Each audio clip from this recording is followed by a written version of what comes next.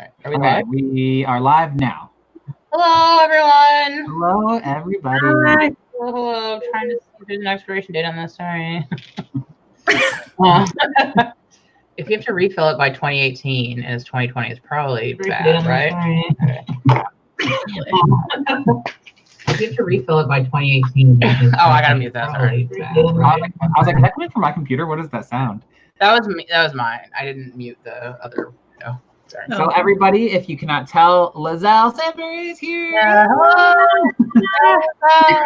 hello. If you are not already, go ahead and go down to my description and go subscribe to Liselle. She is in below. Yes. My chat's not loading now.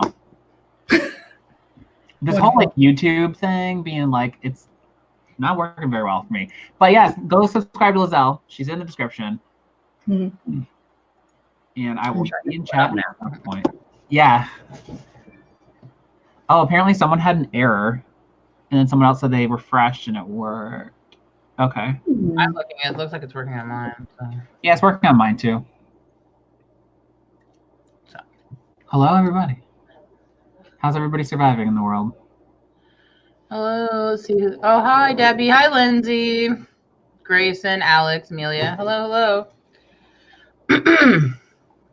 Oh, Wordsfall, you were here too. Yeah, you were first one. I'll say first one. Yeah.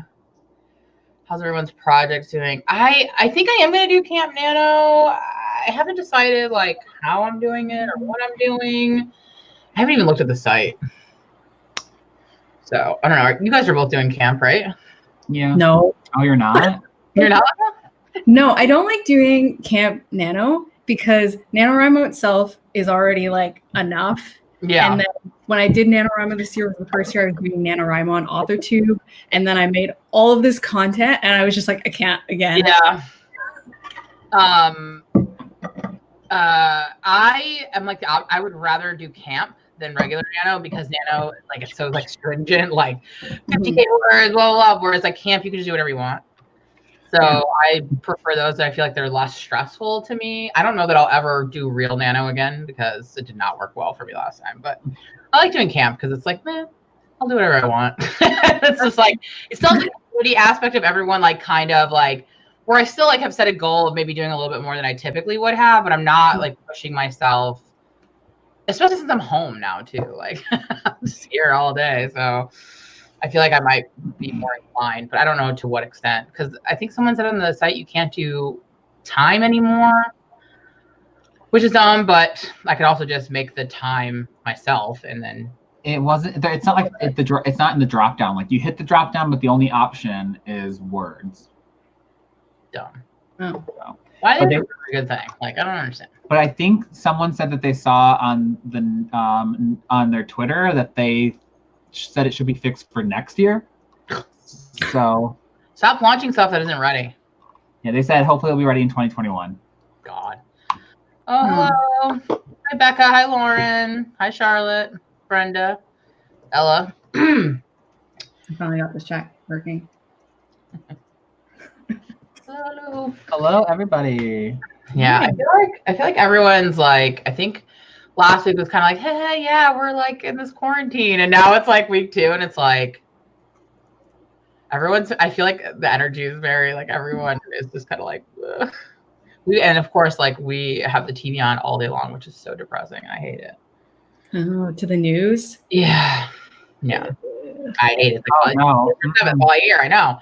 And also like everyone, like tons of people I follow on Twitter live in New York and New Jersey, which where it's like really, really bad. Yeah. So I'm just seeing like terrible stories over and over and over again. Both my grandparents died last night, and I'm like, oh my God. I saw a tweet like that, and I was like, oh. Yeah, and someone like their cousin died, and that within 24 hours they went from being absolutely fine to dead. Yeah. Like, and then they can't get the body. You know, it's like, yeah. Oh God. So yeah, so I was just like, I feel like there's nowhere to look. Everything's like really. I had a meltdown yesterday. I had a little bit of a meltdown yesterday, just because worried, you know, and like Aaron hasn't been feeling well, and it could just be anything. But of course, I'm like panicking and I'm stressed out, and I had a little meltdown, but I'm better now. It's just like, I think we all get 1 or 2 quarantine meltdowns. Mine is about to happen.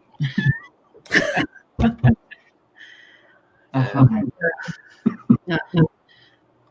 Yeah, Isabel, that's what I've been doing is like rearranging my house, setting stuff up, but I don't know. I'm kind of even getting like over that. Like, I'm just like, it's like, all right, it's been real, but yeah. Hello, question. I feel like the longer we're in quarantine, like the more everyone's just obviously feeling very down. As I'm saying, like I feel like it's just, and I don't think it's just the quarantine. I think it's just like the atmosphere, like just what's going on. Period. Yeah, it's not a happy quarantine. It's like people dying every day. Yeah. It's like getting real. It's not like it's not novel anymore. It's scary. Yeah. Also, having to hear Trump talk every single day. My God. Yeah. I don't anymore. It's just like I just can't. I can't with him. Yeah. He's like, we're doing it better than anyone else in the world's done. And I'm like, what are you talking about? Done what? What is he done better? I really don't understand. Some of the stuff, like that tweet I shared where Trump was saying he wanted to put army officials to stop people from Canada going into the US. And I was like, why? Why would we be? Yeah, I don't think so, bro. Yeah. If anything, the opposite, which makes exactly. We're all trying to sneak in there. Mm-hmm. Yeah. I'm about to seek asylum in Canada. Ooh, Brenda, you're working on a thesis, huh? I remember those days. I'm trying to be active, but it's just like, I don't know, man. Like, I feel like it just gets to you, and you just. At this point, we're all just trying to survive. Exactly. Which sounds dark, but man, I'm gonna get so much stuff done. Like, I'm gonna like make the best of this, and now I'm just like full of despair. Now it's just like, I talked about that in my writing blog that like because of everything that's going on, we shouldn't expect ourselves to be like productivity machines. Like, it's not like we're just taking a vacation. Like, this is we're not. Yeah, for sure. Scary pandemic. Yeah, it's not helpful, and I'm like a huge productivity hoe, and I can't even do it either. Like, I was like, I'm gonna revise 2 chapters a day every day, and no, not at all. I just think we have to be easy on ourselves. Like, this is unforeseen circumstances. I don't know the right word I'm looking for, but you know what I mean. Oh, hey, Brooke. Oh, yeah. I know you said in your video today you still have to work. I still have to work too, but luckily I can work from home. And I set up my work desk, like work from home desk, like right next to my bed. So I just roll out of bed, like right at 8 o'clock, and I just sit in the chair, and I'm just like, and then I look at my husband who's still sleeping with my doggies. But no, it's nice. I used to have a 40-minute commute, so yeah. Now I literally wake up when I have to be at work. I'm waking up about like 5 minutes before I have to clock in. Some days I wake up like 15 minutes before, but like this morning, I think it was 5 minutes before. I walked in the kitchen, grabbed a little Starbucks that I have in there, and put some breakfast burrito in the microwave, and then I sat down. I was like, all right.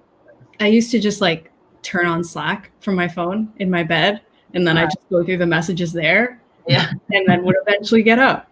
Yeah.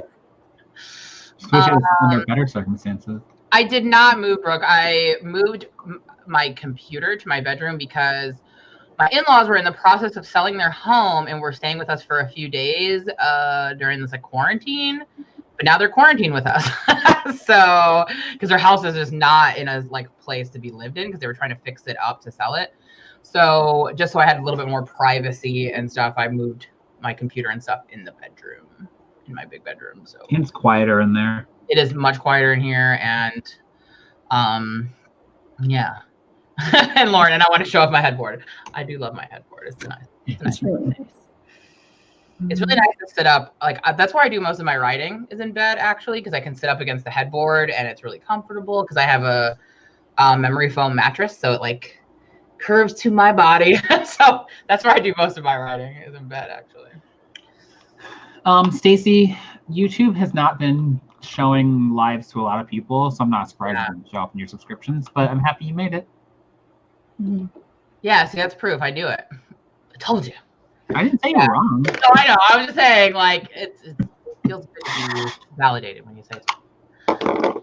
Yeah, like it's for everyone. So if you know someone's having a live, like mark it down or set some sort of reminder, because so many people are doing it, that YouTube's not pushing them. They're not telling people. It's not showing up in people's subscriptions. It's been a huge issue for the last like week or so.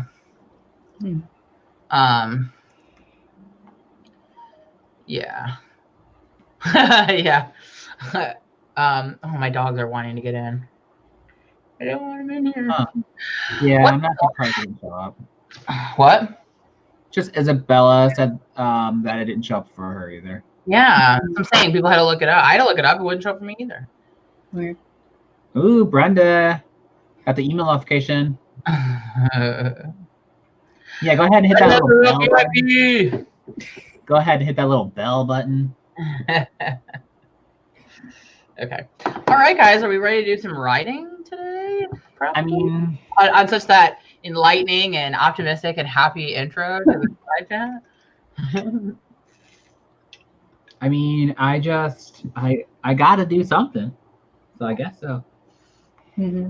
No, yeah, all the lives are being suppressed. So, like, if you know, like, I know, and also if you're someone who's like throwing them, like, make sure you remind people, because it's not showing up on YouTube and they're not getting the reminders and stuff. Hi, Emily. Exactly. Words to forget the world. Let's write a better world than the one we live in, unless you're writing a dystopian, and then write what you know. So write what you're living. Yeah. Right now. Alexa, I know Alexa Dunn has a live coming up some point this week. I think yeah, I don't remember. I'm not going to spread false news. There's one I remember though. I know she's doing one at some point. Speaking of writing our own world, I just want to go on record as saying I have not read Liselle's book, obviously, but in my mind, I imagine her characters are descendants of one of my witches in my book. Oh. Like, this is canon. That's why I feel like instead of anthologies, we should just do crossing over separate series. Oh my god, I would love that so much. Yeah. Tell your publisher to buy my book, and then we'll make it. Yeah. If I had that sort of power, I would. I can't even get a title right now. I like, because titles are like so big for me, like I just know if I ever get a book published, they try to change the title, I know it's gonna be hard for me. And I know you're not supposed to get attached to your titles, but it's like one of the first things I think of. So yeah. I feel like there's certain things that I'm gonna be like, so you better give me a good alternative. I like fell out of love with my title. I was really attached to it when I first did it. Yeah. And then as time went on, I started to like see other people's titles and like think about marketability. I was like, oh yeah, this isn't helpful to me at all. I'll just let them change it. Oh yeah, Lauren, I watched your video today on titles too. I should have commented. I actually liked the one that you like were joking, like, haha, that wouldn't work. And I was like, wait, I liked it. You were like doing a Pride and Prejudice version, but it was like love and grief, right? Something like that. And I was like, that's funny. I like that one. I told her to just call it Grief Girl because she had the McDonald's Girl title. I do like McDonald's Girl though. That is I loved it. That's a good title. Definitely. Just so you guys know, because you guys were here before the Liselle and Laura, I got another text just now that my albuterol is now ready to be picked up, so they can't make up their damn minds. Wow. Oh, Brooke. Okay, so Brooke has a live. She said tomorrow at 6 Central Time. Brooke does? On Mandy Lynn's channel. So yeah. Brooke. Okay. Yeah, guys, definitely go mark down about the one tomorrow, and then Evie Redding is doing a live in about 2 hours. Mark these down because you're not gonna get notifications for them.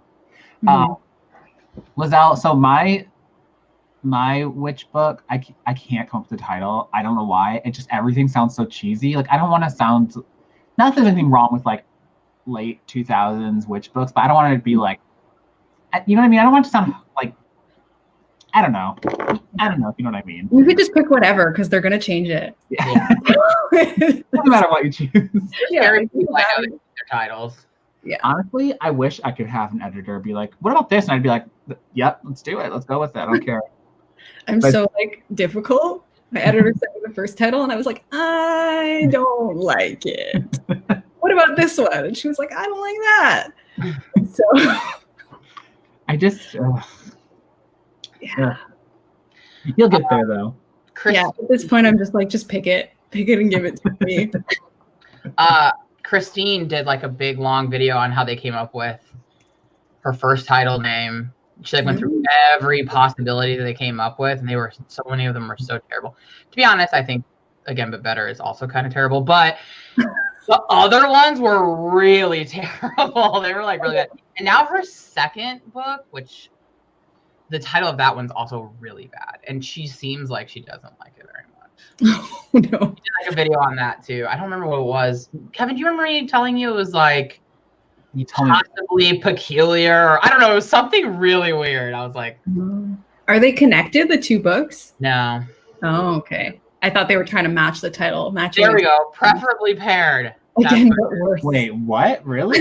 Preferably paired. I think she's saying it preferably. Oh. I think she was saying preferably paired, although, I mean, tomato, tomato, but. I like Lauren's suggestion of Again But Worse. Yeah. Again.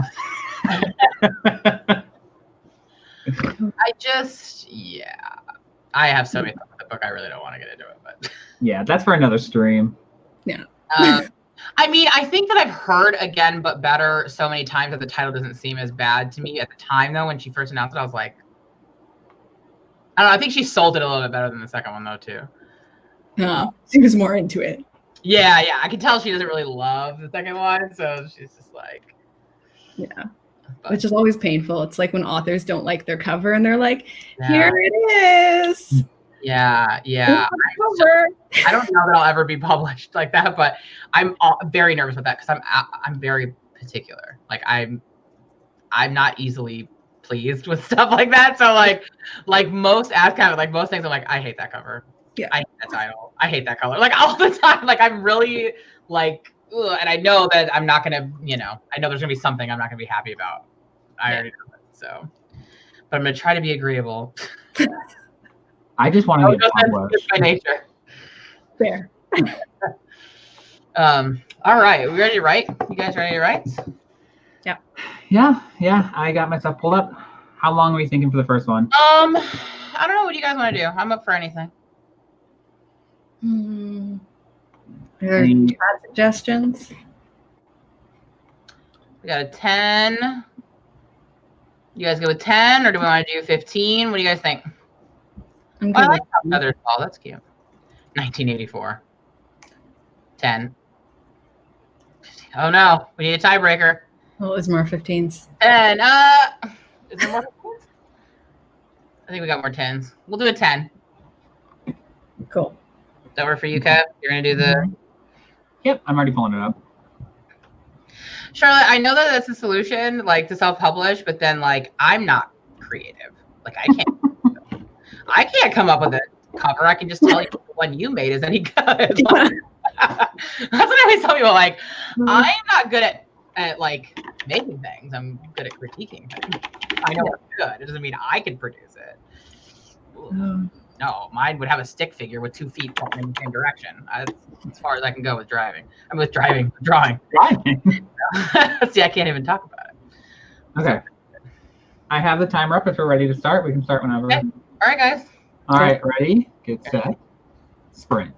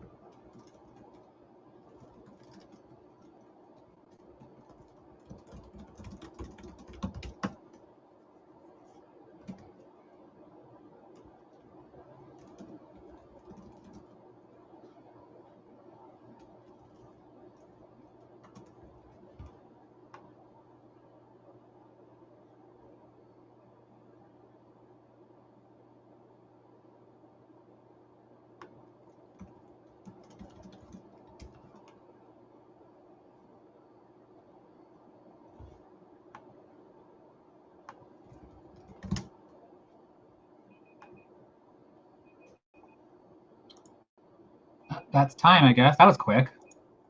That felt extremely, extremely quick. Yeah, that was fast.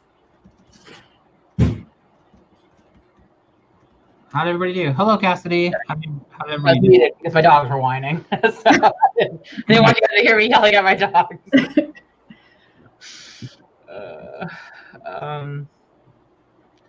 Yeah, it was fast. I actually spent the time, besides dealing with my dogs, getting onto the Nano site to like set that up. And I forgot that they didn't give me credit for the 50K that I did do last April. It says that I did nothing. They said that they would fix it and they would fill in later. It still says 0. The only time in my entire life that I've written 50,000 words in 1 month, and these fuckers don't want to give me the credit, and it's pissing me off, and I'm angry about it all over again. So You have to email them again. They probably forgot. like, look, this is real stakes here, okay? This is my mental well-being. All right. I've not accomplished much in my life. Okay. I was very proud of the fact that I made 50K in 1 month. I'll probably never do it again. Oh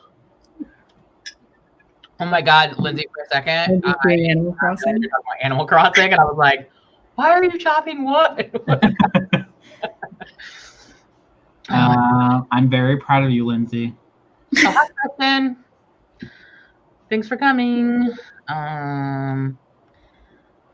Dude, I can't even tell you. I got angry about it all over again when I saw it.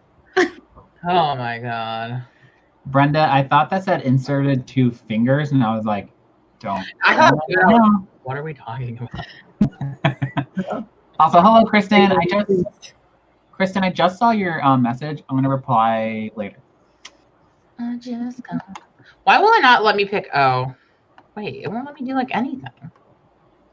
So I can't say the name. I can't change the goal name. It has to be Camp Nano April 2020. And I can't change the dates. So why even give it to me as an option? Wait, I thought you can change it, can't you? No, it was grayed out. Ask Kevin to say figures. Kevin, say the word figures. No. Say it. No. Say the word figures, Kevin. I'm not going to because Laura makes fun of me. He says figures. He doesn't say the U. He says it like figures. And I'm like, why do you say it like that? There's another word that you say like that too. It sounds the same to me. No. Figure. Laura says figure. Figure. Oh, figure. Yeah. Figure. Yeah. Right? You know who says it like that is Alanis Morissette in her song. She says figure. I would definitely say figures. Figures. Yeah. Thank you. Yeah. I would never pronounce the way. It's figure. It's a figure.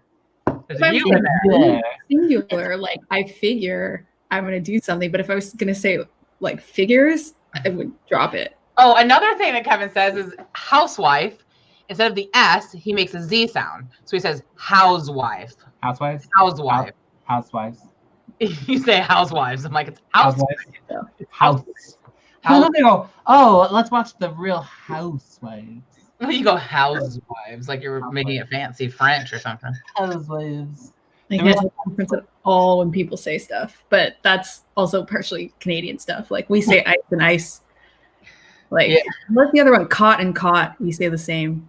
Yeah. But like apparently Americans say like caught a fish different than a caught bed. Caught. It's a caught. Oh, caught. Caught. Yeah, you sleep on a cot, then you caught a fish. Yeah. Yeah. See, it sounds different when I say it. The same. Well, like with Kevin and I growing up near Chicago, we used to have much thicker Chicago accents. Something that I still say that. It also just depends on how long. Like if I go back home and visit my family, then I start saying stuff like that again.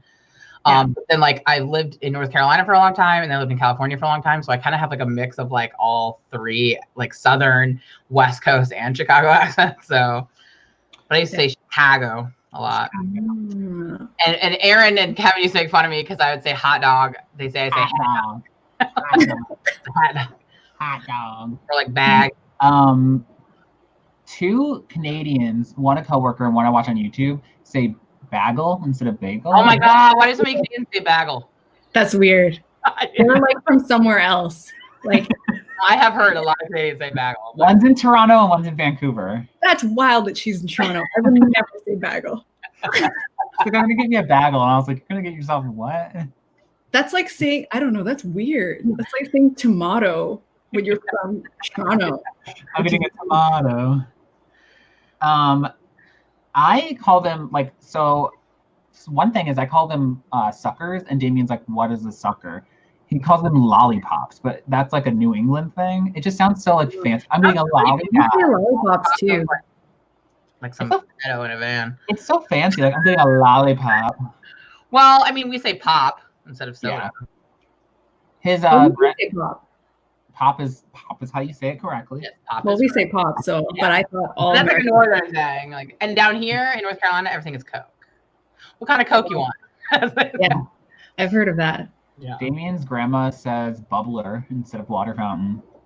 We're going to drink from the bubbler. No, we do not say lollipops. We say suckers. They're suckers. Yeah, I say lollipop too. I'm with. It sounds so like fancy. Like I'm going to get a No, I think it sounds lollipop. creepo status. I don't like it. I don't know. Sucker sounds weird. It sounds like it's like a bit much. I guess I can see that. I guess I can. Okay, when I think of lollipop, okay, sucker is like all encompassing but like when I think of lollipop, I think of those really huge over the top, like giant ones that you buy at like. Oh, like a 1950s. Yes, that to me is a lollipop. Yeah, Brooke. Pop is definitely like a Midwest thing. Oh. So if you're calling lollipops pops, then you're definitely saying soda. Yes. I'm getting myself confused now. Suckers, I don't know. I guess that's true. I guess I just never. Yeah. I don't know. But I mean, who even eats suckers anyway? It's gross. Yeah, they're bad for your teeth. Like we were like when we went to the grocery store the other day, they had like this huge stand of like suckers, and I was like, why are these here? People buy suckers still? Is that a thing? I got one like maybe like a year ago. It was one of those like fancy ones with like the cool flavors. Those things are very hard. I didn't even eat it all. They're very hard to eat, and the way that they're shaped, it sounds so gross. The way that where the stick goes in gets filled with your own spit, and then it starts to dribble out. It's disgusting.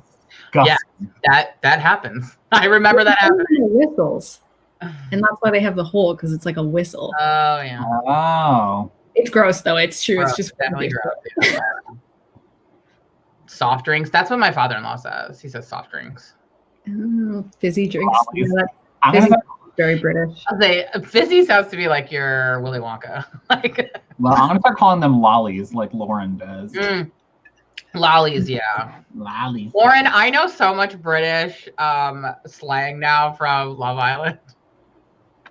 My husband and I say British stuff all the time now. People are like, what are you talking about? And I'm trying to get into season 2 of Love Island Australia, but Australia is not as good. I don't think Australians have as good of banter as British people. So that's fun to watch. No offense, Emily. I know you don't like Australia. Emily doesn't like the Australia one either. So. Brown instead of crayon.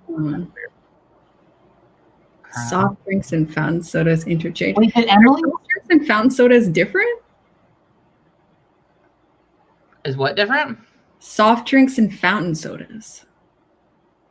Well, fountain maybe is like the one that like you get where like it's like from a fast food place, maybe. Actual like syrup and thing. Yeah, because there's definitely a difference in taste between a fountain drink and then just like a pop. When I worked at McDonald's, people would come in and get the Coke there because they said it tastes different than like canned There Coke. are certain fast food places. If they have that new stupid Coke machine, I won't even get the Sprite there because the Sprite is disgusting. Like that, I need the old machine or nothing at all. Oh, the big like red one with all the different like. Yeah, I love them. It tastes artificial to me. I love them. I need the old machine or I'm not getting a Sprite. I love them. I can't taste the difference, so it's all sugar to me. But I can tell the difference in all like fountain drinks versus like regular pop. Like fountain drinks taste so much better. They're so much fresher and like crisper than something in a bottle. I get strawberry Sprite out of those machines. Oh God, syrup stuff's even worse. I think I make cherry Coke usually, but I don't usually drink anything at the theater because I don't want to have to pee. Yeah, same. Oh wait, we're not speaking anymore. I'm a camel. I can hold that stuff forever. I can't. Aaron can't though. Aaron ends up going pee like 5 times. That's who I don't want to be. I don't want to have to leave 5 times. Dude, so he can like pee real quick, you know? He doesn't miss as much. Me, I'd be in there forever. Yeah. So. In Canada, don't you call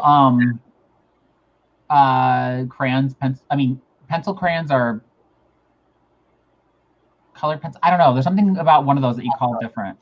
Pencil crayons is what I say. Some people say colored pencils. I don't know. Pencils. That's what we call them, is colored pencils. Okay. So pencil crayons are the okay. Yeah, the like pencil with the and then like regular crayons. And I think that's Cherry Coke is good. And Emily, if you do ever come to the US, definitely, especially, don't go to the South because they call everything weird stuff on top of what normal American stuff. So you would be even more confused if you go to the South. So I can see that. This is also part of the reason I don't like going to Florida. But anytime I go somewhere, I got to be like, oh, I'd like a hot tea, and then I have to tell them, please don't put cream in it. I just want milk. And then it's like a whole rigmarole, and I'm like, I hate it here. Well, that's how I felt. That's how I felt when I go to Europe because they don't put ice in drinks, and that drives me nuts. I can't. And like if you ask for ice, and they give you like literally like 1 cube or 2, and I'm like, I hate it here. So like every time we go to like other countries, we always find the Hard Rock Cafe, so I can at least have one like dinner where I'm having like a nice cold drink. And I can get free refills. So I don't get free refills in Europe either.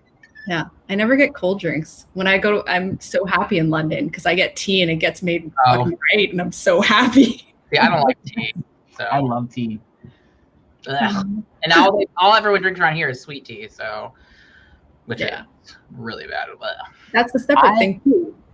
Yeah, sweet tea is different than other stuff. Yeah, for sure. I love sweet tea. I've had it in a long time though. Well, I'm in the South. I mean, Texas is its own like thing too. So it's its own little area of the South. Laura, did you say the camp website? What was grayed out? The project name?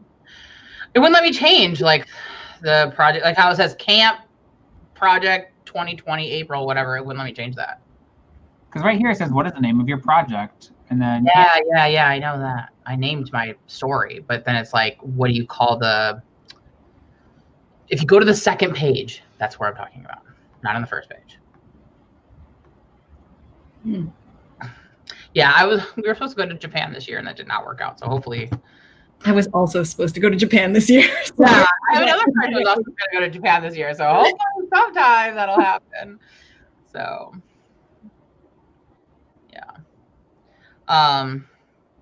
What are we doing for camp? Well, I will have a video coming out. Yeah, I haven't decided. I mean, I kind of have, but I'm not ready to talk about it yet. Look, maybe we can. Emily wanted to go to Japan. Maybe we can all get together one night. We'll do one of those Netflix viewing shows, and we'll just watch something about Japan or like a walkthrough. Yeah, dreaming about what could have been. Yeah, we could watch. And we watched some anime. I've really gotten into the 7 Deadly Sins, you guys. It's really good on Netflix. And it's got a cute little pig that I love. He talks. And then it has a mama pig that has a bar on top of it that they move around on. So it's fun. I'm starting to wonder if I was watching the same show. Because I just remember watching an episode, and I think there was like a motorcycle guy. Too much stuff was happening. And I was like, I'm not ready to pay attention to this. I don't remember there being a motorcycle. Maybe I was watching something else. I don't know. They blend together. Yeah. Really, Lindsay? It's so good. You should try watching it if you haven't. Because Aaron really, yes. There's a giant girl and a talking pig. So Aaron watched it already. He watched all 3 seasons. And then I was telling him that I wanted to watch something. And he was like an anime or whatever. He's like, you should try it. So we started watching it this week and I love it. So you should try it. Good. I'll retry it. Yeah. I love the talking pig. She's my favorite, or he's my favorite. It's not really clear if it's a boy or a girl. Yeah. Charlotte, that's true. None of us can leave. Ooh, Michael, yikes. Wow. Well, it's a good thing you weren't there in 2001. Yikes. Yeah. Yeah. Strange out of context. Yes. We're talking about talking pigs and giant girls. Yeah, but basically for camp, I think I'm gonna work on something different. So, really? hard to say out loud. Yeah. Your face. I didn't even tell Kevin. Kevin doesn't even know, and he doesn't pay attention to any of my social media, so he doesn't know it because he hates. He says he has enough of me. He doesn't need to see my social media. What? I wasn't listening. No, I'm kidding. Yeah.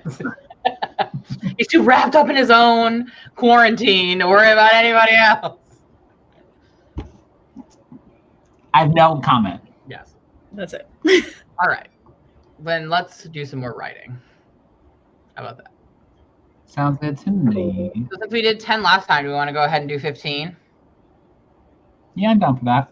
Yeah. Oh, I thought you were talking to me, Stacey. I was gonna say I did sci-fi story. Okay, that's actually what I'm talking about. It's more speculative than science fiction. Is it your first book? Mm-hmm. What the fuck? I know. Whatever. You do you, boo. But yeah, I'm going to go back to that for. Is this the book? I feel like I have a vague memory of you talking in a vlog about how you had a book before, and now it felt more relevant, and then you wanted to do. Is that one? Yeah. Oh. Yeah. Also the one that I talked about in my critique partner one where I said I got some of the worst feedback that I've ever gotten on anything, when basically someone told me like, quit writing forever because it was so bad. But the story had issues, right? So like it was my first book, and so like the characters were good and I feel like the world was good, but like the plot was not good. It was not good at all. So good on them. They were right. It was not good. But now I have that part figured out. So who gave you that feedback? Remember when we did that exchange through that group? Yeah. Remember, she just completely murdered. Like she just said, "This is so bad on so many levels." I just don't remember which one said it. It wasn't someone we knew, because I only had 2 people reading it. I had Sage and then somebody else, and it wasn't Sage. For some reason, I thought it might have been Horse Girl from our critique group. I say Horse Girl because she literally wrote a book about. I forgot that's the book that I used for Francesca's class too. Being a horse. So when I call her a horse, the horse girl. Yeah, that was. Her book was literally about being a horse. It was from the perspective of a horse. Yeah, it's black people. Who like thinks they're free but really is not free. And it was supposed to be a metaphor for her life because she's rich and famous, actually, and how she feels like she's free, but really, this fame and money and everything keeps her very like. This sounds exactly like Black Beauty. Really? Black Beauty? Black Beauty is from the perspective of a horse. I've never read horse, and they like love her family. Well, the horse goes through a bunch of stuff. Like it's not a nice book, but it sounds a lot like Black Beauty. Yeah. I was just like, oh my God. She's like, I don't know what inspired me to write this. And I was like, oh, I could tell you. God. No, she said that she was on her vacation in Hawaii. Yeah, she said that she was in a little island thing. She was in like her gated house in Hawaii and realized that like even though she felt free, she was like closed in. Her aunt is Nora Ephron, right? Yeah. So related to Zac Efron? No, like Nora Ephron, who writes all the she wrote "You Got Mail," "Sleepless in Seattle." Yeah. My phone's going off. Lindsay, I actually restarted Crier's War today. Remember, I told you I started it, but then I was like, no, it's going to make me want to work on my book, so I can't read it because my book has androids in it. So, but now that I'm going to go back to that book, I started Crier's War again today, and it's so good so far. So I'm really excited. Did you read that, Liselle? Crier's War? I started and then I dropped off. Yeah, that's what I did. But I got into it. I think I'm more into it now just because like I'm thinking about my own stories. So I'm like, yes. I mean, I like it. I'm not saying it's not good, but I'm just saying like I'm definitely more into it now than when I tried to read it before. Yeah. I'm looking at Michael's about meeting Margaret Atwood and Robertson Davies, and I'm really jealous. Yeah, and I'm also what an interesting concept to write from the perspective of a lottery ticket. It's cool. Yeah. I've met a lot of famous authors. I'm trying to think who's like the most famous. Well, I met Stephen Chbosky, who wrote The Perks of Being a Wallflower, and I cried. Oh yeah. Yeah, and like he like signed my book and my DVD of the movie and wrote "You Are Infinite" on it, and I just like cried again, and it was beautiful. It was to see. Well, remember, Kevin, I was so struck by it, that I wouldn't even get my picture taken with him. Yeah. I regret that now. I regretted it immediately after, but at the time I was like, no, I can't. Sometimes it's weird. Like when I was a teenager, I went to I dragged my friend out to the New Moon signing. Mm-hmm. Stepped by, and I had my digital camera. Well, I didn't have a camera because I just had a flip phone. Right. And they were like, "You want a picture?" And I looked at my flip phone and I was like, "No." Yeah, I think Kevin and I, the first book signing we ever went to was Kira Cass, and we did get our picture with her because it was like our first time meeting an author. But then we started going to these all the time in LA, and we were like, we don't want our picture with all these authors.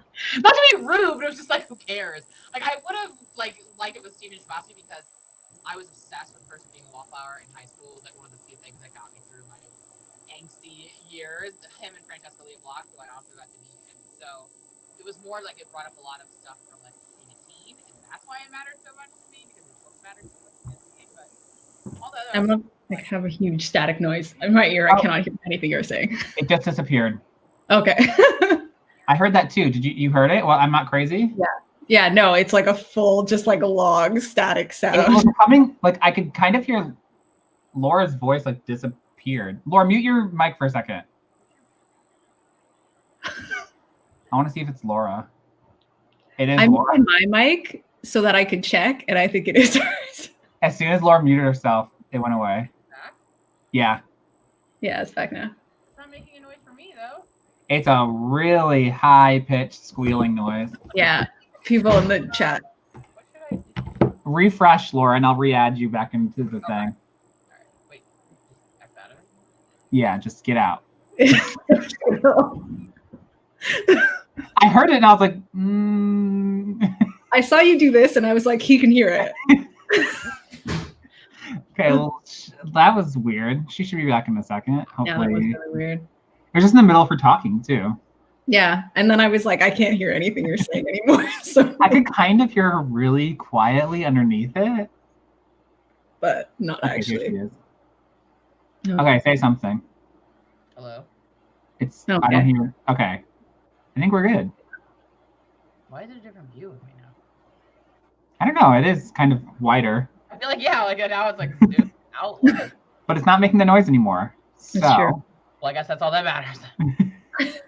It looks a little washed out. I can't really tell what's around you. So. I don't know what's going on. Yeah, it's definitely zoomed out less. What is going on? I don't know, but that noise was insane. Yeah, that was very high pitched. It's so weird. I didn't hear anything. Must be nice. Yeah. Oh no, Michael Robertson Davies is the worst. Wait, what? I'm reading Michael's comment that Robertson Davies was not nice. Oh. That's okay. I read his books in high school. I don't have a true deep attachment to him. Actually, what did he write?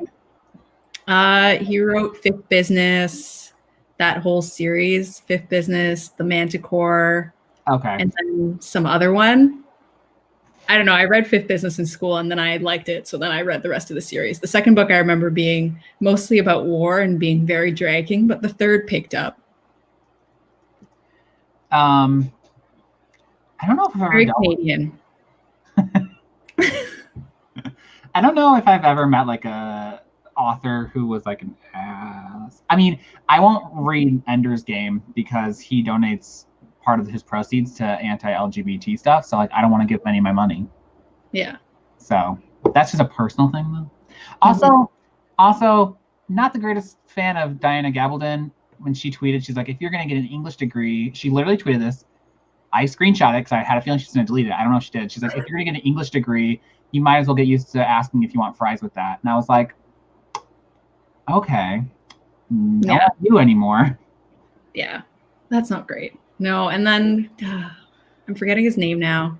Wrote The Golden Compass. Oh my God. About that was like, what are trans people or whatever. I was like, oh, okay, no. J.K. Rowling looking at you too. Yeah, J.K. Rowling all over the place. I can't. I have to separate the book completely. See, the good news is I'm not really a big Harry Potter fan anyway, so I don't get the hype, guys. I don't get the hype. Sorry, it's okay. I think it's one of those things like if you grew up with it. Yeah, like if you were going to like. I know a lot of people my age and older are also obsessed. So, like I know people in their 40s that are obsessed with it. Several. I don't know. I just I think it's fine. I think it's I like the movie. It's like, but I don't know. I don't get the hype. Also, J.K. Rowling has really like just spoiled it for me because I cannot stand her. So Damien and I are really big Harry Potter fans, and it's just hard because it is like, especially when it's such a huge part of like your formative years and you're growing up with it, and it's like for a lot of people, it's like what got them into reading and writing, and it's just to see her slowly spiral into this chaotic mess is disappointing. That's how I feel about Trisha Paytas.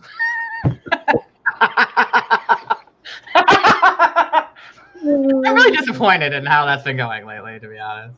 I feel like this is sometimes why you just end up kind of like knocking the person aside from their art because you're like, I will acknowledge that you are associated with this and that you're not great, but I'll also acknowledge that I still enjoy it. Yeah, I have a really hard time like separating stuff like that. Like I feel like but I've always been like that. Like I don't know. Like I feel like by continuing it, I'm somehow saying it's okay, even though I know it's not. Like in my mind, I'm like I'm saying this is okay. I'm allowing this like to happen. So yeah. Yeah, but it's a good thing I didn't really care for like the books anyway. So I'm not hard. I get that people I totally get the other perspective. It's just me personally, it's hard for me to do that separating. Yeah. Although I will admit that like I have met, I won't say who, but I've met some authors that like after meeting them kind of took the shine away from the books a little bit. I thought like this person must be like this amazing, brilliant, like higher level of being and sort of thinking and feeling, and then they were not, and then you're like, you know what? I know who you're talking about, and I had a way better experience. Wait, I don't know if we're talking about experiences. I don't know if we're talking about the same person, Kevin. And Kevin, when we both lived in LA together, we saw like sometimes we would go to 4 book signings in 1 week. Wow. Because they're all the time in LA. Like it became a problem. Wow, that's a lot. There's not that many. Because we were doing so much, we were spending so much money. Because we were also going down to San Diego, and on top of that, so it was fun for a minute. We should do another sprint, and I think we should just jump right to 20 minutes since we've. Yes. Well, yeah. Okay. Yeah. Sounds good. All right. Ready? On your marks, get set, go. Start running.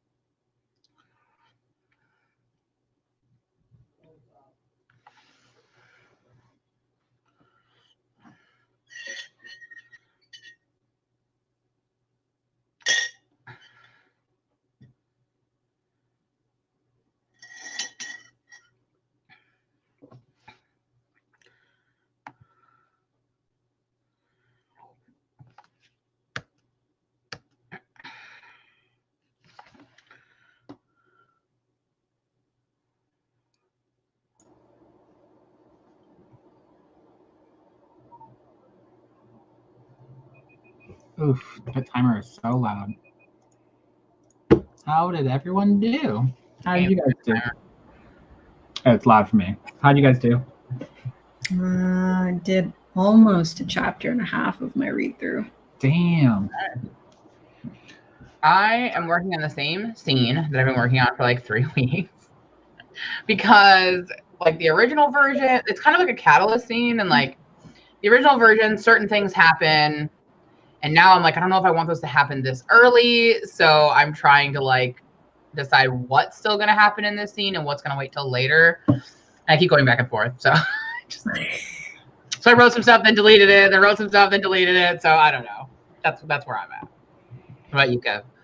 It's coming along. I kind of got stuck because I'm at a part where I'm like, I have to fix this. I just don't want to. But I know I need to. It's just like, it's such a stupid, small conversation. For some reason, it's just like, it seems so daunting. I don't want to do it. That's kind of where I'm at. Like, this is not like it's not like it's the prom or something, like some huge scene, but it's like establishing certain things. I'm just not sure like what to establish yet. So everyone else seems to be doing good. 485 words, nice. 446, 359. Stacey got 281, nice. Yeah, I was distracted by my we have a family like for my siblings, and I was trying to catch up on real quick, and then Kevin messaged me and said, "Why are you writing? Why are you looking at your phone?" I'm like, God. Rocket Man, that's funny.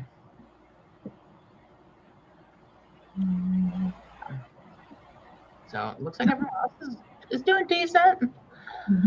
Debbie's struggling to outline. Debbie, are you doing camp? Are you outlining something for camp? Perhaps. Lauren is struggling to type.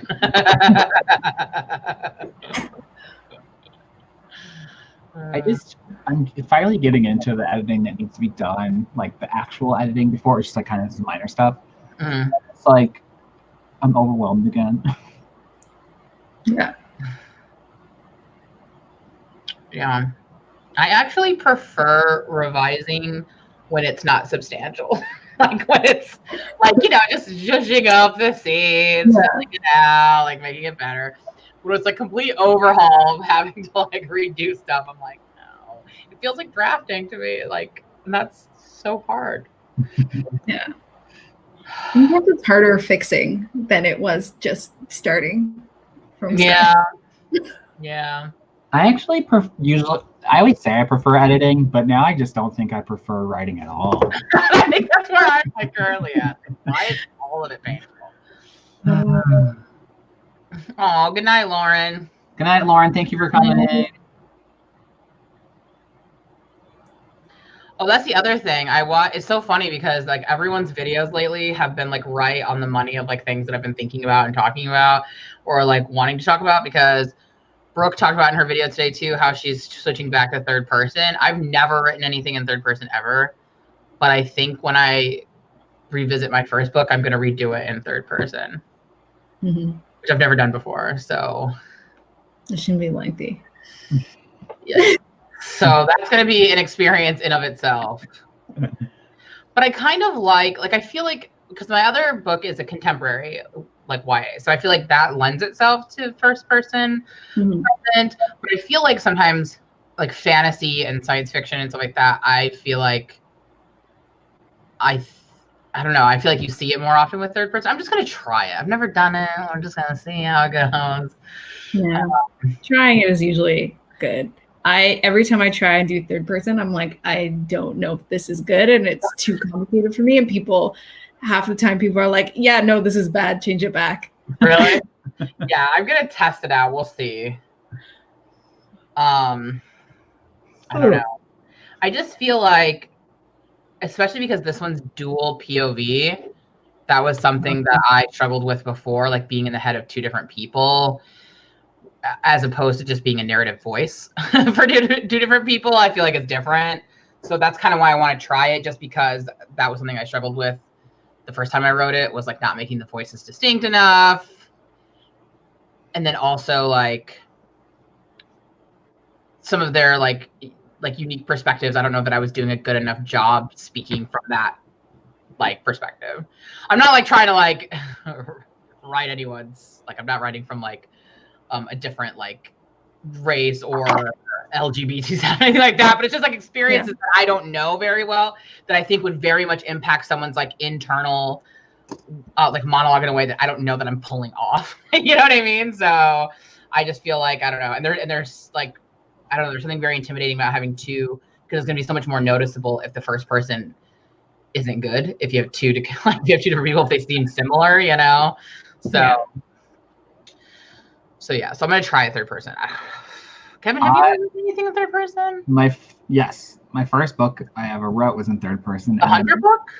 No, the first book. That. And I rewrote it completely in first person. And I remember that. An awful experience. Awful. Yeah. Well, the good thing is that I'm basically writing a new book. I'm just using some of the same concepts and characters from my first book. Oh, okay. But there are some scenes that I'm gonna keep, but the plot, everything is completely different. So, because that was like the only things that were good in it anyway. It was like the characters and some of the like scenes and scenarios. So that's not as bad as like going through and doing like changing all the I said to he said. Oh no! Like that's horrific. I didn't capture that. If I do this project, everything I'm gonna do, I'm basically going to just fast draft it, and then like the scenes that I am keeping, I'm just gonna pull it up aside from it and rewrite the scenes in third person, like just those scenes and stuff. But it's gonna be a lot of, I don't know. It might be horrible. It might be a terrible experience. But I'm gonna vlog it, so we'll find out how it goes. So I don't know. I'm stepping out of my comfort zone a little bit. Oh, Emily, that sucks. You dropped your camera and broke a part of it. Oh, dude, that happened. Like, so my iMac, like, we were like moving it once. Like, we just like pushed it, and it just barely tapped like something sitting next to the screen, and it took a huge chunk out of the screen of my iMac. I didn't realize they were so fragile. Like, luckily, it's like in the little black like outline part of the iMac, so you can't even really see it. Yeah. But man, there's nothing worse than like breaking something that's really, really expensive. Even if it still worked, you're like, oh my God, like I paid so much money for this. Yeah. Yeah.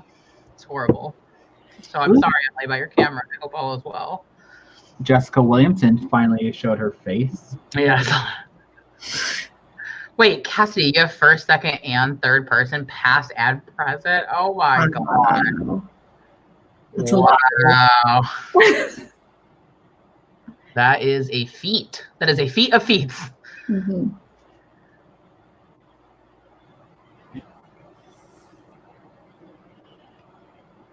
Yeah.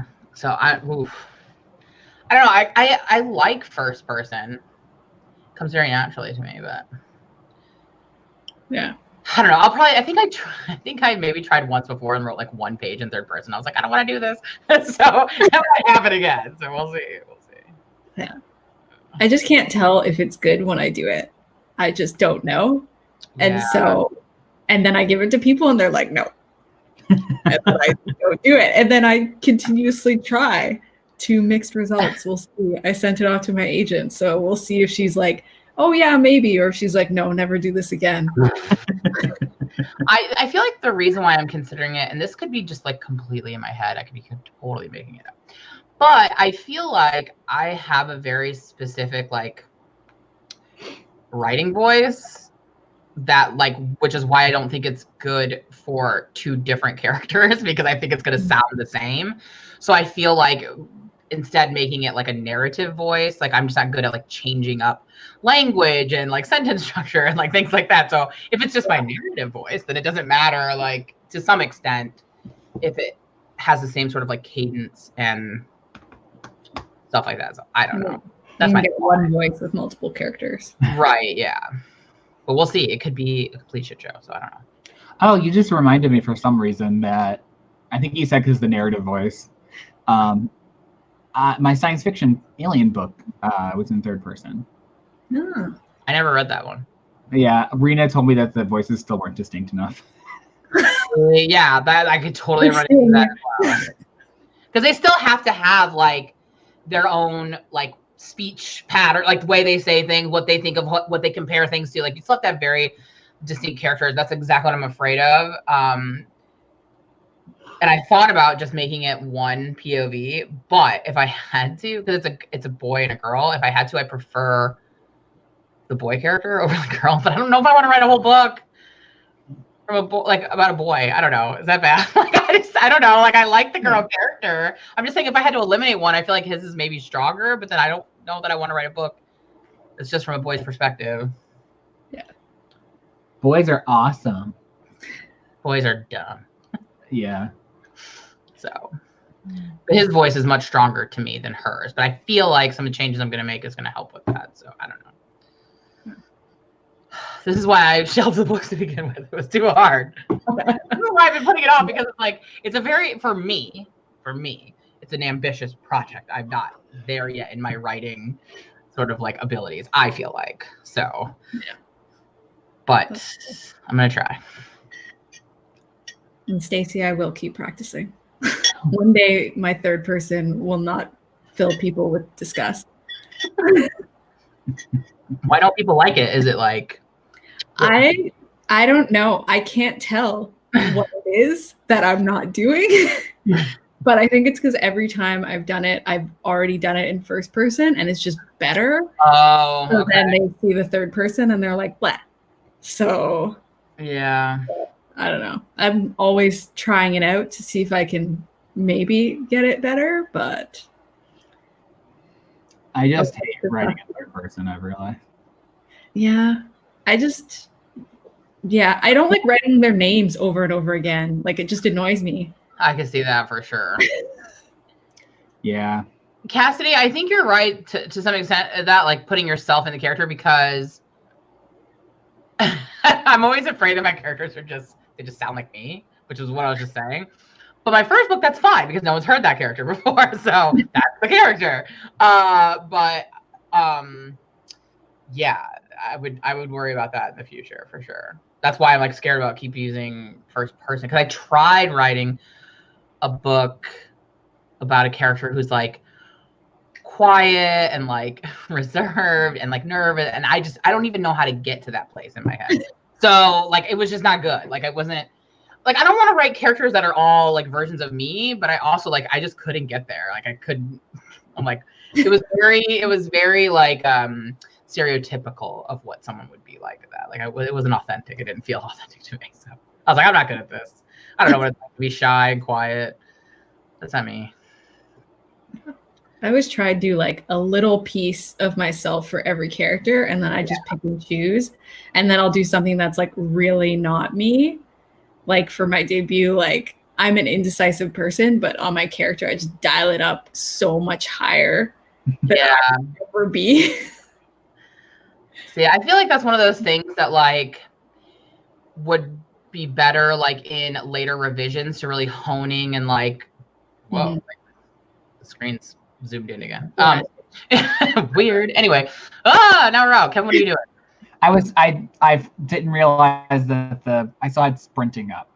Go ahead. Oh, that's what did it. I see. Okay. But anyway, yeah, I don't remember what I was saying. Thank you. Sorry.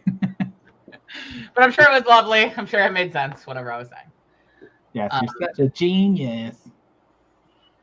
Yeah, so I don't know. I'm still I tried writing like literary, like adult literary for like a long time until I finally accepted like I'm not good at this and I actually don't even enjoy it. But I got that because when I was in school, that's what they really push. Like don't write genre, don't write, that's what they teach, that's what they push. And so that's what I was doing. I was like, yeah, but I'm not good at it. I enjoy reading like, literary, but like I'm just not that writer. Yeah. In school, they act like genre fiction does not exist. I know. Or like that is not the one that makes the most money or gets the most publications. So, yeah. And I remember I read like a piece of a YA story in a writing class and they hated it. They acted like I read the worst thing they ever had to listen to.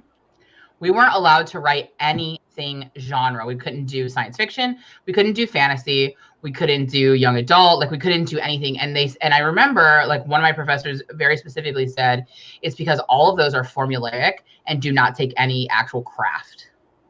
Dang. So my teacher I would tell you her name, but you've never heard of her. So even though she has books published, it doesn't mean shit. My senior creative writing, like senior class, whatever, he was pretty open to whatever, actually. I wrote a science fiction. None of my. In fact, a kid did one anyway. He wrote science fiction, and she was like, "This was a waste of our time. We told you no science fiction. You did it anyway." Like she was really like ripped him. So. Wow. Ours, we were allowed to do anything. It's just people clearly hated if it wasn't adult literary. Yeah, this was like this was a department decided decision that in none of the courses were you allowed to work on anything except for adult literary. So like it depended on the teacher at my school. So like the first creative writing class I did, she was like, if you want to write any genre, you might as well leave right now because blah, blah, blah. And one of the girls got in a fight with her. And I was like, oh, this is so awkward. And then the girl got up and walked out and never came back. These are so hardcore. Like, I don't know. My university had 4 creative writing courses all together. And it was like 2 poetry tracks and then like 2 prose tracks. So then I did both. It was just like chill. Like you wrote your stuff and then you came in and you read it in the group, or like people read it before and they made all their comments, and then it was just you listening to them say their comments aloud, so that you could pretty much what it was for the most part. That's what I think is like BS too, because like teach anything about craft or like how to get into publish. It was always just like, oh, send your short stories to the New Yorker, you know, literary magazines. What? Like it's so. And so like I used to teach and at college, and they would sometimes want creative writing teachers. And I thought about doing it, but they prefer to have someone who has published something to take those. So I'm like, if I ever get published, I'm going to take a creative writing class. I'm going to teach one. And I'm going to teach them all the genre stuff. And I'm going to teach them all the crap. We're going to get craft books. We're going to get Save the Cat. I'm read Save the Cat. Yeah.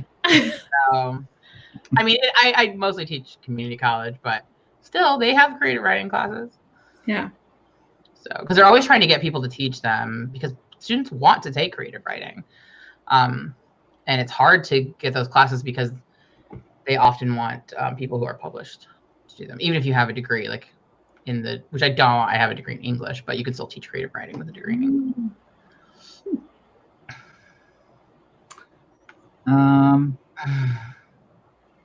We want to do a sprint? Yeah, I'm just catching up on the chat. How long do we want to sprint for? We've only done 30 minutes worth tonight. We can do another 20. 20, yeah. What with that? Yeah, that works for me. I don't know, it's being stupid. Oh, Jessica was talking about the social distancing book fest. Oh, yeah. Yes, everyone go check that. Where's the... Oh, God. You can see her little There we go. There we go. Yeah. Everyone go check it out. Jessica's doing the Lord's work. All right, let's do another 20 for sure. Okay. Let me go ahead and reset the timer. All right, are we ready to start? Yep. Starting right meow.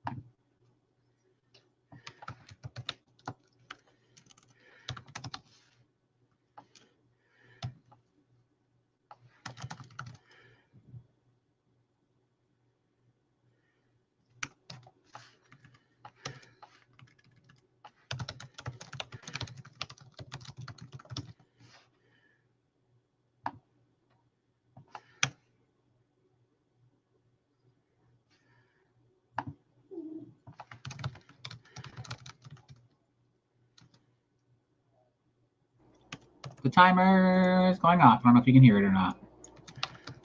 But time for writing is done.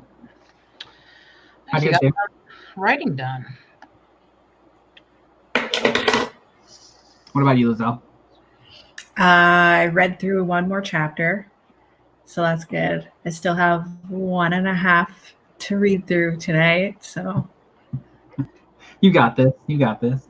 I hate read through so much, but I really need to do it. I tried to avoid it, and then I was like, got really paranoid that I was going to have made mistakes in the beginning, and my editor was going to be like, what is this girl doing? Did she not even read through it? So I'm reading through it. So you sold the book and the sequel, right? Yeah. So is your sequel done, or are you still working on that, or have you worked on it at all, or? When I was on submission, I wrote the full outline for my sequel. Because my friend was like, what are you going to do for your sequel? And I was like, I don't know. And she was like, you should know that if you're trying to sell it. And I was like, oh, okay, true. So I have like a 20-page synopsis for the whole book. So I know everything that's going to happen. I think there's only going to be slight changes. Not that much is going to change based on edits I'm doing now. But I haven't written anything at all. And so like with your publisher, so the next book after the sequel, you have to offer it to them first, right? Or no. Okay. So sometimes you do and sometimes you don't. So yeah, so everybody has a different option clause, and the option is usually like your next young adult book. So you have to show your next young adult book to them first. But my option was sequels, prequels, and spin-offs of my debut, and I don't want to write any. Right. So I'm just going to do something different, and we'll still show it to them first just because like that's professional courtesy, and I like my editor, so if she wants it, that would be great. But if they don't want it, then we just send it wide anyway. I know you've been working on several projects, and I was just curious like how long you have to wait before you start trying to sell another one that's not related. Yeah, it really depends. With the option, you can like show it to them pretty much right away, but because mine isn't an option, my agent said we might end up having to wait until the first book comes out so they can look at the sales before we can try and sell anything. Yeah. That actually happened with Damien, where he has an idea for like a separate series, but his publisher's like, oh, we've never published anything like this before, so let's wait and see how your book does. Yeah. We like it, but we don't know how to sell it, basically. Yeah, which is nerve-wracking. I'm like, I want to sell it before anyone's seen any sales. Yeah, right. Buy all the books from me now. Yeah, in case things go wrong.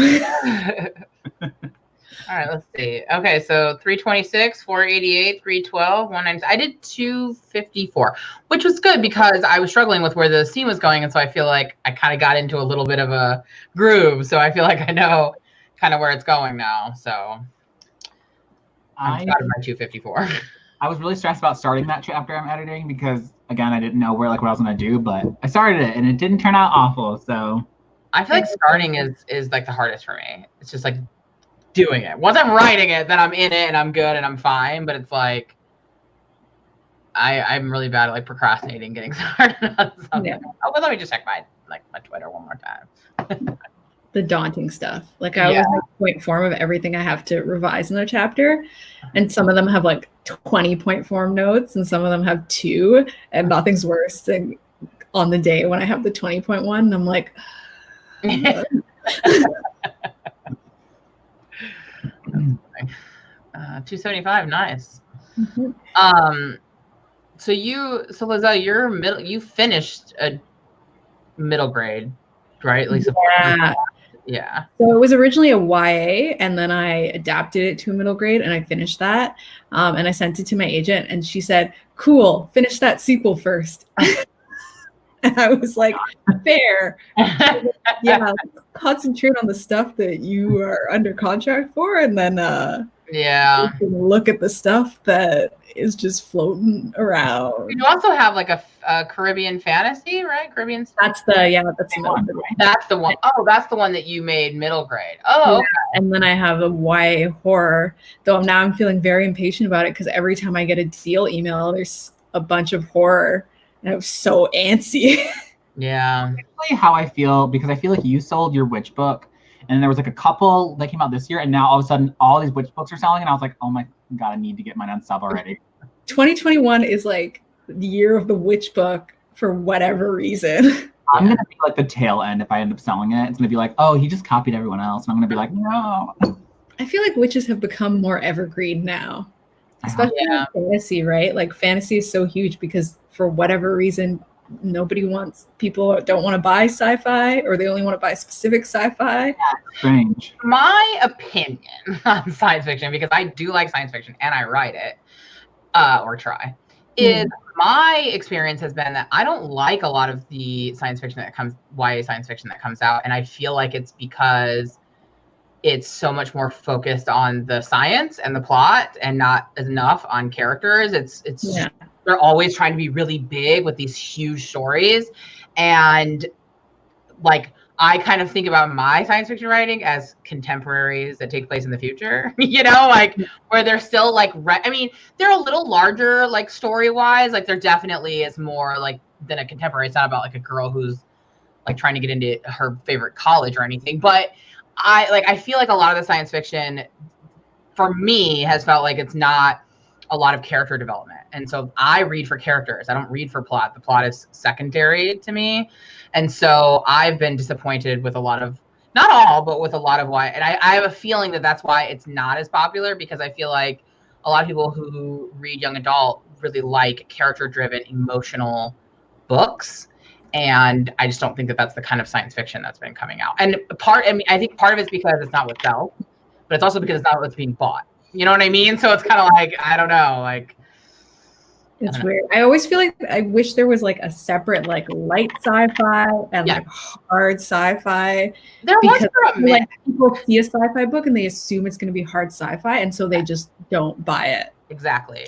Yeah. And that's also why my book that I'm working on, it's not sci-fi, because also like in order to call it sci-fi, like most of the time they think that means space.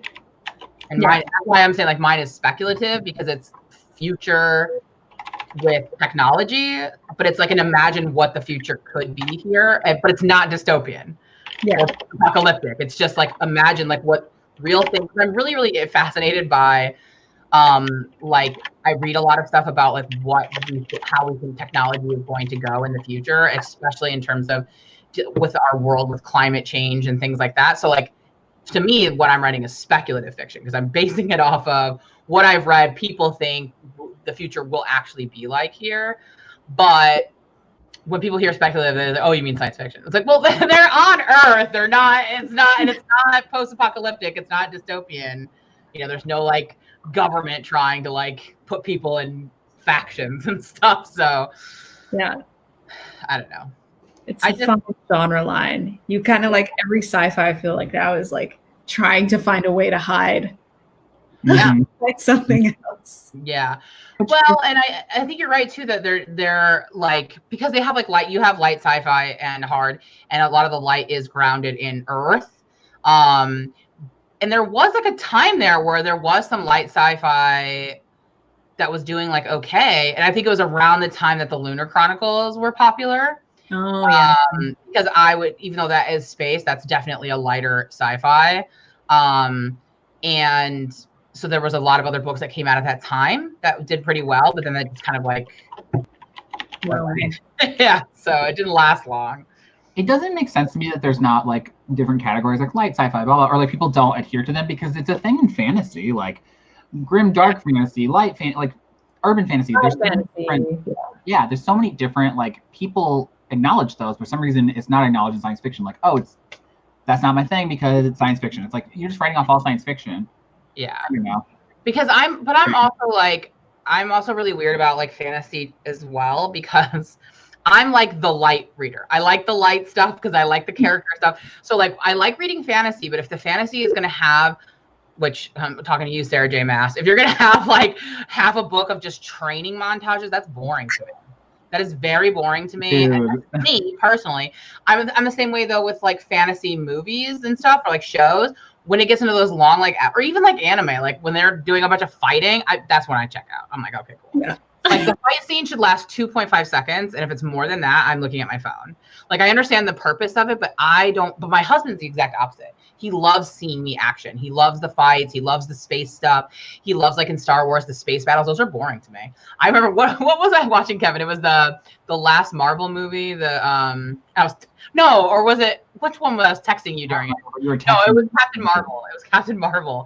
He was like, aren't you in a movie? I was texting Kevin. I was like, yeah, but it's like a really long fight scene, and I'm just over it. I love the movie. I love the characters, but like those things I just check out. So when I write those, there's not a lot of those. Like the fantasy would still be there, the science fiction, but I'm not gonna have 100 years of training for some battle, because it just doesn't interest me. And I feel like there's not enough of those kinds. It's always just like the hard fantasy, the hard science fiction.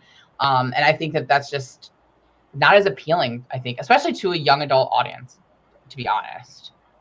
But that's just me. That's why I love the new Star Wars, because they're so much more character driven. Like Kylo Ren's character arc, to me, beautiful. Okay, like that's why I like all the Star Wars, but my favorite is the most recent, because I feel like it's the most character driven. But that's exactly why hardcore Star Wars people hate it, because it's more about characters than it is about pew pew and space and blowing stuff up.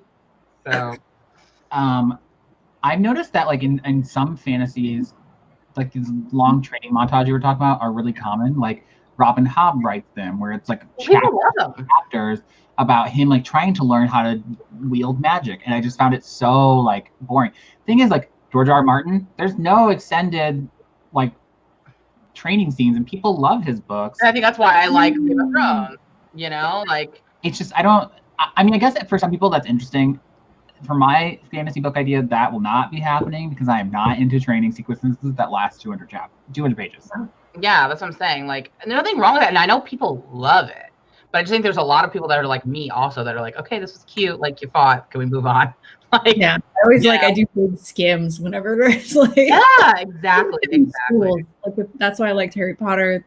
Like if they're in a school and like the Poppy War, all the training that happened in the school. For some reason, when it's in the context of a school, I'm interested. But the second they're like in military or whatever, I'm done.